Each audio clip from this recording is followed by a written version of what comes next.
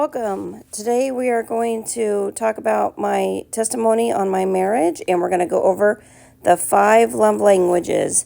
This book is The Secret to Love That Lasts by Kerri Chapman. We're going to go through this book together. I'm going to give little inserts of my testimony on my marriage, and we're just going to go through this book together. So the first page of the book has the context. It's acknowledgments, what happens to love after the wedding, keeping the love tank full, falling out of love, love language number 1, words of affirmation, love language number 2, quality time, love language number 3, receiving gifts, love language number 4, acts of service, love language number 5, physical touch. Discovering your primary love language. Love is a choice. Love makes a difference. Loving the unlovely. A personal word. And then frequently asked questions. And the 5 love languages profile for husbands. The 5 love language profile for wives, and notes. So what happens to love after the wedding? Well, I can tell you, before the marriage, she was never negative. Wow, I think that's probably true. With me, my marriage changed shortly after we were married. And I became aware of the truth. Yeah, it was about keeping that love tank full. That's where all of our problems began. We never dated. We never worked on our relationship. And I found out 3 weeks after we were married that my husband didn't even really love me. And it was due to him not trying. It was due to him being completely different than what he said he was when we got married. And we honestly didn't date very long. And so the truth revealed itself as soon as we were married, within 3 weeks. So because we didn't date very long, there was no communication, and then what communication we had were lies. And so since there was no honesty in our marriage, there was no words of affirmation. It was like we were speaking 2 different languages. There honestly was not even any trying to communicate. When you are hiding secrets from your new spouse early on in a marriage, and they find out the truth, it really will put you in a situation where you are trying to cover up one lie with another lie, with another lie, with another lie, and you can't even tell the truth because of all the lying. And when your spouse finds out the truth, it breaks that affirmation of love. Okay, number 5 is about quality of time. We did not date, and we didn't really have money because I was a single mom prior, and so we needed to spend that quality time together so we could open up communication and trust, and we never did in our marriage. This was something that occurred because I got pregnant on our wedding night with our son, and therefore it was very difficult as a poor family to go on dates. And because of the lying and the sin in our marriage, there was no trying again to have that open communication, to spend that time together dating. And we were a blended family. I had children. I was a single mom before, but he had no kids and he was never married. So it became a struggle early on in our marriage. Again, receiving gifts, chapter 6, we did not do a whole lot of because we were poor. And we just did not make the time to do gifts to each other very often. I always tried to make gifts, and later down the road in our marriage, that became an issue because I didn't have money to spend on his family for Christmas. They would get really upset that I made gifts instead. But I was doing all I could do to try to keep us a family and keep us together. and it was from the heart. So receiving gifts is a big thing, especially when you are poor. The one thing that I really loved about this book is how one service goes into another service, goes into another service.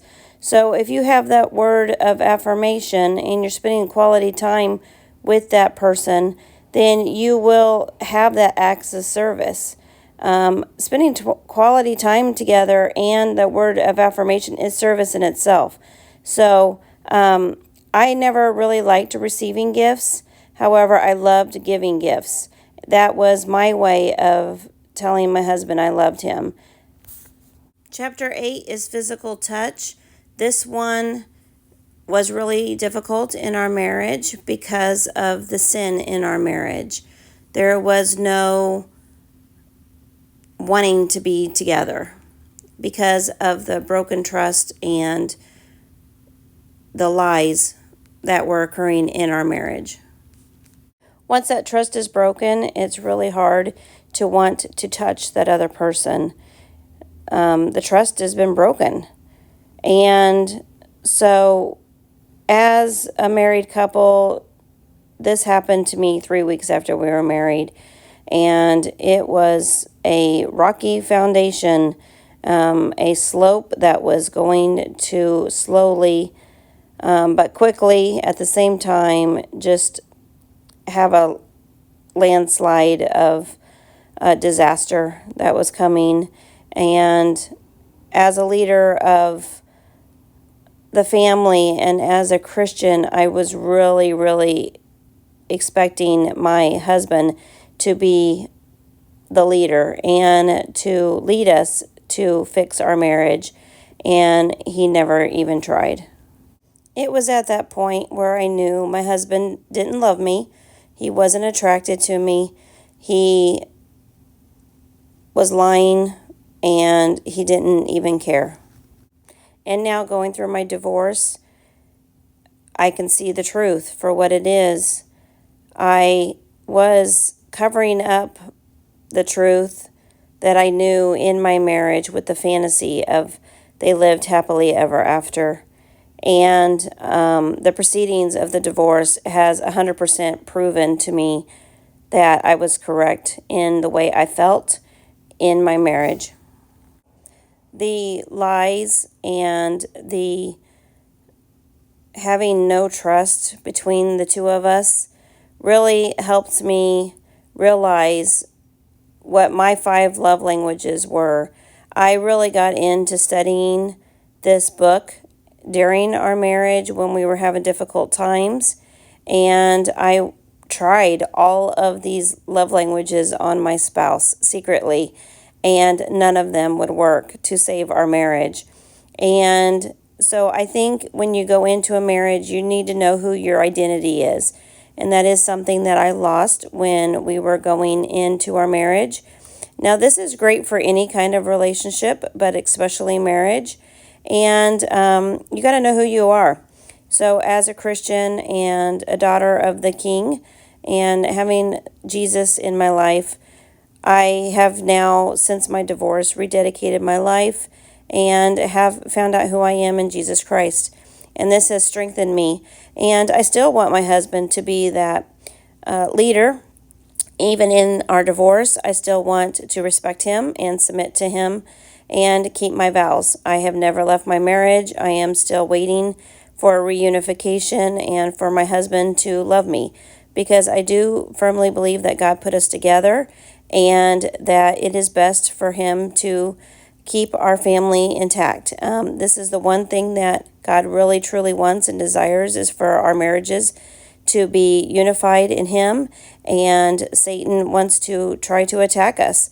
So he will have words for these husbands, and he will try to get our husbands to walk away from us and our families and to be with someone else and to do whatever he wants to do and be selfish. And especially if you are in a Christian family or you are a Christian yourself, Satan is going to separate. But reading this book is going to help you, know who you are in Jesus Christ. And just because I am divorced doesn't mean I'm going to change. I am going to keep remaining who I am in my identity in Jesus Christ. I am going to continue to be faithful in my marriage to my ex-spouse. And no matter what he does, I am going to be a Christian, and I am going to stand up for what God's word says. And I am going to continue with these words of affirmation, quality time, receiving gifts, acts of service, and physical touch to my spouse. I recommend this book for anyone who's getting married. And I thank you guys so much for watching. I hope you enjoyed my testimony. And I got this book at the thrift store, so you don't have to spend a lot of money to know how to have a good marriage in Jesus Christ. Marriage 3 in 1. Your husband, you, and Jesus Christ. Thanks for watching. Bye.